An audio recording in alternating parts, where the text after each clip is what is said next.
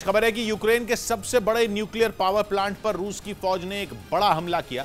इस हमले में पावर प्लांट की बिजली सप्लाई काटे जाने की खबर है। मतलब यह कि यूक्रेन की पावर ग्रिड से इस पावर प्लांट को पूरी तरह काट दिया गया। यानी अब जापोरिजिया न्यूक्लियर पावर प्लांट तक बाहर से बिजली पहुंचनी बंद हो चुकी है। इस तरह के हालात यूक्रेन को पहले से डरा रहे हैं। पहले से यूक्रेन पावर सप्लाई रोके जाने की आशंका जता चुका है। अगर जापोरिजिया पावर प्लांट से रेडिएशन शुरू हुई तो बहुत बड़ी तबाही होगी। सर्वनाश के लिए फिर किसी परमाणु बम की जरूरत नहीं होगी। ऐसी रेडिएशन फैल सकती है जिसकी चपेट में यूक्रेन ही नहीं, आसपास के कुछ और देश भी आ सकते हैं। ठीक 4 दिन पहले जेलेंस्की ने ऐसी आशंका जताई थी। उन्होंने दावा किया था कि पुतिन की कोशिश जापोरिजिया न्यूक्लियर पावर प्लांट को तबाह करने की है, ताकि बम गिराए बिना ही परमाणु हमला किया जा सके। और उसके बाद फौरन बाद जापोरिजिया न्यूक्लियर पावर प्लांट को पावर ग्रिड से काटे जाना हैरान करने वाला है। लंबे समय से इस पावर प्लांट पर रूस की फौज का कब्जा है, लेकिन पिछले कुछ हफ्तों में खैरसोन में जंग तेज हुई। यूक्रेन की फौज का दावा है कि खैरसोन पर वो फिर से कब्जा करने के बेहद करीब है। इसीलिए दावा किया गया था कि अगर रूस की फौज की मुट्ठी से खैरसोन फिसला तो वो बड़ी चाल चलेंगे। यही जापोरिजिया न्यूक्लियर पावर प्लांट रूस की फौज के हमले का शिकार हो सकता है। मतलब ये कि अगर खैरसोन को छोड़ना पड़ा तो पुतिन प्लांट को उड़ा देंगे। यूक्रेन का दावा है कि अब न्यूक्लियर पावर प्लांट के पास केवल 15 दिन तक बिजली बनाने का इंतजाम है। अगर 15 दिन में बिजली की सप्लाई का इंतजाम नहीं हुआ तो प्लांट से रेडिएशन निकलने का खतरा होगा।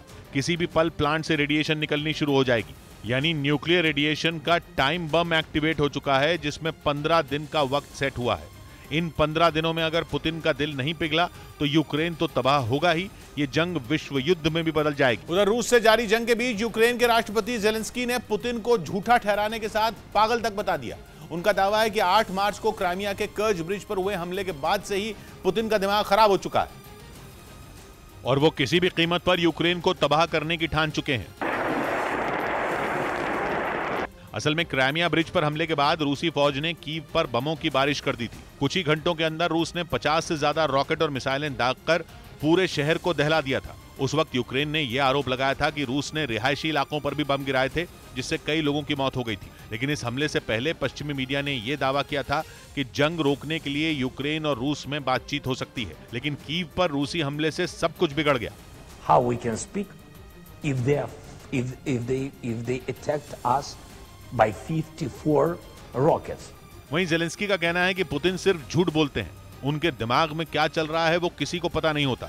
इसीलिए जेलेंस्की ने पुतिन को दुनिया के लिए एक बड़ा खतरा बता दिया।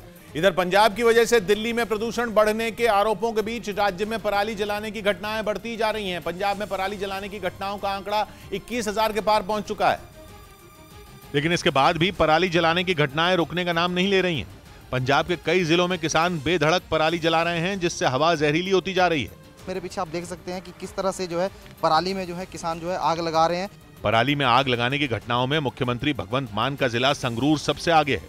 एक रिपोर्ट के मुताबिक पंजाब में पिछले 2 नवंबर को 3,634 खेतों में आग लगाई गई, जिससे पराली जलाने के मामलों की संख्या 21,480 हो गई, जो पिछले साल के मुकाबले 20% ज्यादा है। जबकि संगरूर में 24 घंटे में 677 घटनाएं सामने आई। पटियाला में 395 और फिरोजपुर में 342 मामले दर्ज किए गए।